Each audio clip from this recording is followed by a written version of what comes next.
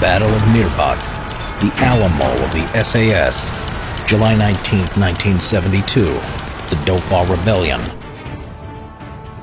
On July 19, 1972, an extraordinary battle took place near the small town of Mirbat in South Oman. A group of 9 SAS soldiers were fighting off waves of attack by over 250 insurgents in a battle that lasted for 7 hours.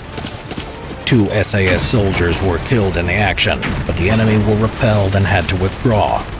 Exceptional gallantry was shown by the small force, and the battle deserved to be known as the Alimo of the SAS.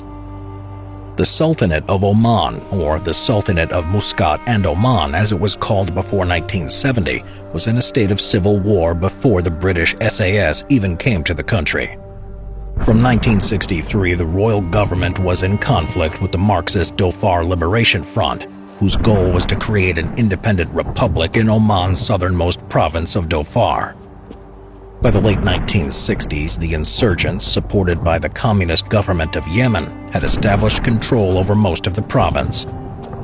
In 1970, in order to regain full control over the country, the newly established Omani government sought help from the British, who had their own political and commercial interests in the region, namely control of the oil fields.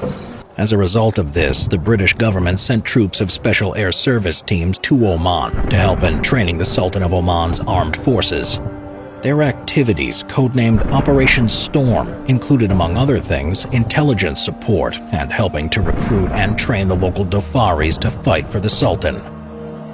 This video is sponsored by World of Warships. World of Warships is a free-to-play online multiplayer PC game. Take part in the history of naval warfare as you face off against opponents across the 7 seas.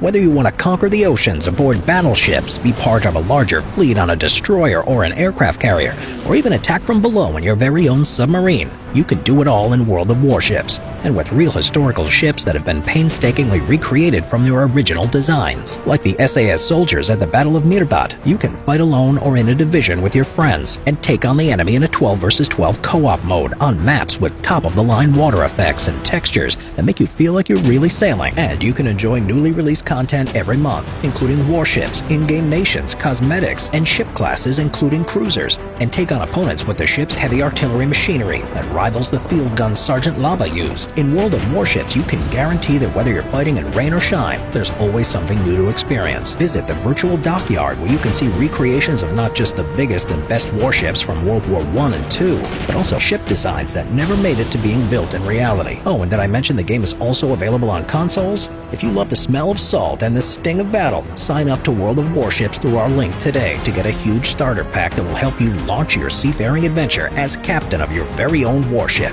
When you sign up, use the code FIRE and get 200 doubloons, 20 rounds of Restless Fire camouflage, 1 million credits, 7 days of premium account access, and exclusive free access to the premium U.S. battleship of World War I, the USS Texas. Play today for free and truly experience what it means to take part in a real naval battle with World of Warships. The SAS soldiers were organized into British Army training teams, known as BATs, which were located across the disputed region. One of the BAT stations was on the outskirts of the small coastal town of Mirbat. On July 19, 1972, the fighters of the Popular Front for the Liberation of the Occupied Arabian Gulf, the successors of the Dhofar Liberation Front, attacked the town. Their men were popularly known as the Adu, which in Arabic means the enemy.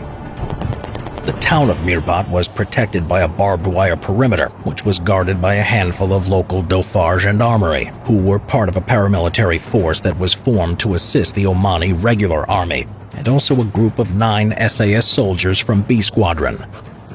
The rest of the gendarmerie were housed in a small fort close to the barbed wire, while the SAS were in a smaller fortified house. South of their position was another small fort housing about 30 members of the local Firqa militia. However, all but one of this unit was out on a patrol at the time of the attack. The gendarmerie were mostly inexperienced and still undergoing basic training, and were only armed with old .303 bolt-action rifles, so that the SAS unit was the only capable, battle-hardened group in the area. 4 companies of Adu fighters approached the outskirts of Mirbat early on July 19th. Their first contact was with the picket of the Dhofar Gendarmerie, who were camped by the desert slopes known as the Jebel Ali. Then, at 0515, a small Adu unit crept up to the guards and slit their throats while they were asleep, without alerting the rest of the defenders outside the town. An attack from the Adu Support Weapons Company followed. Mortar shells began to fall around the defense perimeter. Inside the Bat House, the SAS soldiers were taking a rest, but the explosions woke them up, and they initially thought that it was just the Adu testing their state of alertness. However, as the sound of exploding shells started getting closer, the SAS men jumped out of their beds, grabbed their L1A1 SLR rifles, and ran to their positions. Some of them climbed up onto the house's roof through a trap door and took cover behind a sandbag parapet.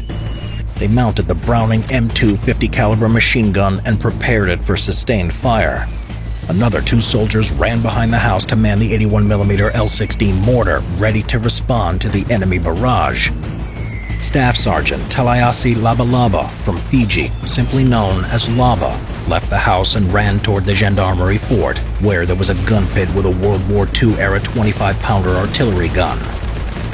Still wearing his sandals, the troop commander, Captain Mike Keeley, climbed onto the roof to determine what was going on. The dawn was yet to come, but in the distance he noticed the enemy mortar platoon sending shells towards them, as well as flashes from the enemy soldiers' PPSH-41 submachine guns. It was obvious that the Adu were beginning an attack on his position, so he ordered his men to prepare to return fire. When he was 100% certain that the Gendarmerie from the picket line were not returning to be caught in the crossfire, he radioed a message to the HQ at al-Kharif requesting air support. He was unaware that the Gendarmerie were all dead. As the Adu fighters were approaching the barbed wire, the SAS opened fire with everything they had, including the 25-pounder. Over in the gun pit, Sergeant Laba was operating the gun on his own, a task normally requiring a 4 to 6-man crew. Laba quickly attracted the attention of the Adu, who concentrated their fire on the gun pit. With rounds flying all around him, Laba managed to fire a round per minute onto the incoming enemy. It was only when he got hit in the chin that he called for help. Another Fijian, Trooper Sekonaya Takavesi, ran under a hail of bullets and jumped into the gun pit. He and Laba leveled the gun and without aiming continued to fire it from point-blank range against the Adu fighters, who had by now broken through the barbed wire. The paramilitaries inside the Gendarmerie fort joined in to help and returned fire with their 303 rifles from the fort windows.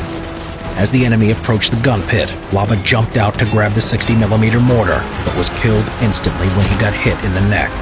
Takavesi too was shot but continued to fight with his self-loading rifle. Captain Keeley saw it all and immediately radioed his HQ again, this time to call for air support and a medevac for Laba. Then, along with the troop medic Thomas Tobin, he ran towards Taka to help him defend the gun emplacement. As Keeley and Taka continued to fight off the Adu fighters, of which some were only a few yards away, Tobin crawled towards Laba to check his condition. Unfortunately, as soon as he saw there was nothing that he could do for his comrade, he too got hit in the face. Even though Captain Keeley and his men fought bravely, it was just a matter of time before the Adu fighters would overrun their position. Luckily, they were saved by the incoming BAC Strikemaster jets of the Sultan of Oman's Air Force, who repelled the Adu fighters with their machine guns and missiles.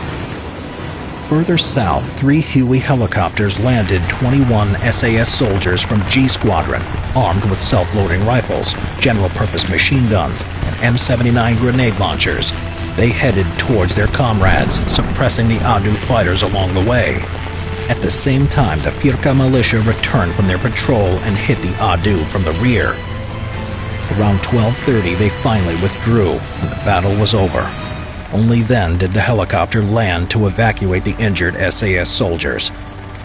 Staff Sergeant Laba was already dead, and Medic Tobin later died of his wounds.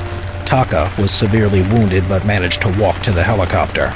Another SAS soldier was slightly injured. On the other side, the SAS counted 38 dead Adu soldiers, but the actual number killed was over 80 men. The defeat at Mirbat was devastating for the Adu units, and they never again attempted to seize the town. 9 brave SAS soldiers and their allies had held their positions for almost 7 hours against a force of over 250 insurgents.